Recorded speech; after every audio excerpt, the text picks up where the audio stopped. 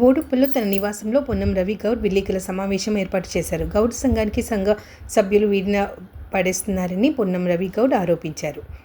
అఖిలపక్షం పేరుతో అక్రమ వసూలు బెదిరింపులకు పాల్పడిన వ్యక్తి ఎలగోని బాలరాజ్ గౌడ్ అని, ఆయన అవినీతి చరిత్ర బోడుప్పల్ ప్రజలందరికీ తెలుసునని పొన్నం రవి గౌడ్ అన్నారు. గత కొన్ని రోజులుగా ఎలగోని బాలరాజ్ గౌడ్ అనే వ్యక్తి తన కుటుంబానికి సంబంధం లేని అంశాలను ప్రస్తావిస్తూ తమపై ఆరోపణలు చేస్తున్నారని, సదరు ఆరోపణలకు రుజువులు చూపాలని, లేని పక్షంలో న్యాయపరంగా ఎదుర్కొంటామన్నారు.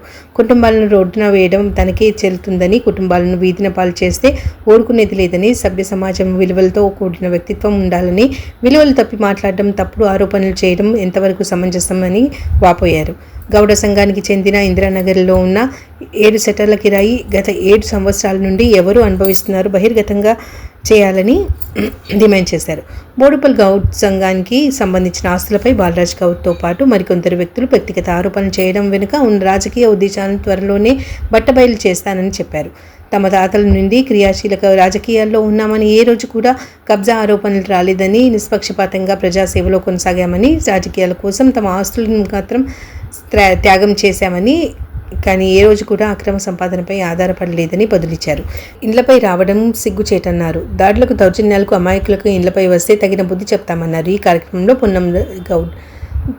కార్యక్రమంలో పొన్నం తరుణ్ గౌడ్, వర్గాల బాలామణి, లింగం గౌడ్, అశోక్ గౌడ్, వర్గాల శివకుమార్ గౌడ్, నరసింహ, రవి, సత్యనారాయణ, తిన్మార్ శంకర్ తదితరులు పాల్గొన్నారు. మా కుల పెద్దలందరికీ నమస్కారం. మేము బి గ్రూప్లో ఉన్నాము.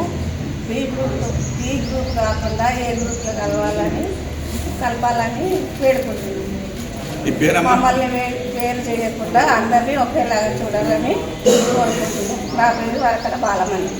మీరు ఎప్పుడు జాయిన్ అయిన ఇంట్లో? నేను 95-96 నుంచి ఈ గౌడ సంఘం సొసైటీలో చేరి ఉన్నాను. అప్పటి నుంచి ఇప్పటి వరకు మేము ఒక రోజు పోయి సంఘం తరఫున సంఘాన్ని కానీ ఓడి కానీ చేయలేదు. ఇప్పటి వరకు మమ్మల్ని బీ గ్రూపులనే రమేష్ అన్న, రవణ అని చెప్పి నిన్న అదొకటి పెద్ద అలిగేషన్. అది మరి దానికి మీ సమాధానం క్లుప్తంగా మన ఉన్న వాళ్ళకి ఇక్కడ చెప్తే మేము కూడా సంతోషపడతాం. అది నాకు నడుస్తుంది మాది. మేము ఎన్నోసార్లు వాళ్ళకి రిక్వెస్ట్ చేయడం కూడా జరిగింది. మరి పెద్ద మనుషులకు అందరికీ చెప్పినాం. ఎవరు చెప్పినా అని మమ్మల్ని ఎవరు పట్టించుకోలే ఆ టైంలో.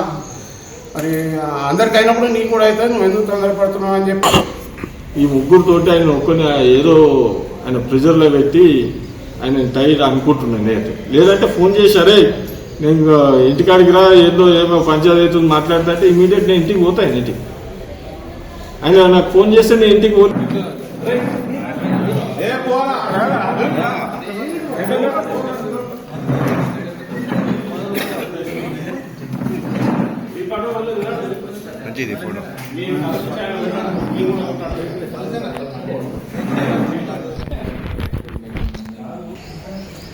ఆ ఎంకో ఆడిస్టోర్ని మేము ఆడుకుంటాం తర్వాత, కానీ 6 నెలల దాకా ఆడిస్తాం.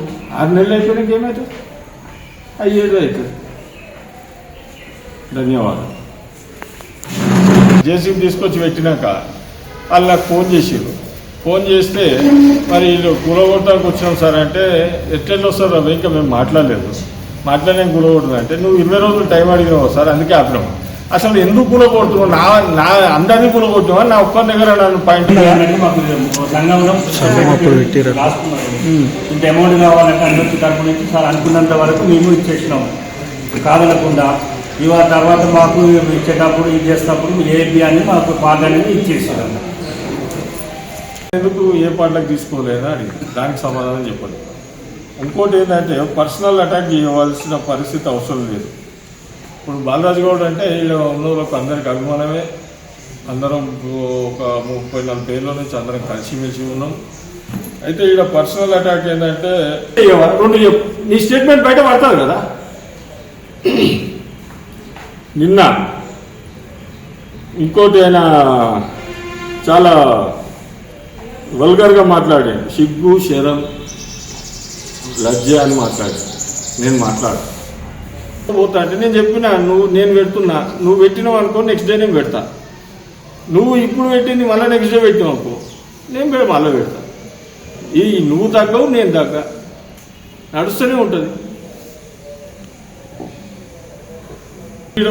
మన అన్నామంటే పెద్ద మనిషి అయిపోయాడు, ఆయన అంటే మీ నాయనతోటి పోటీ చేసాడు, మీ తాతలతోటి పోటీ పడ్డాడు, దుకాణం ఏం సాధించినావు 3 రూపాయల దుకాణంలో. మా తాతతోటి పోటీ పడ్డావు,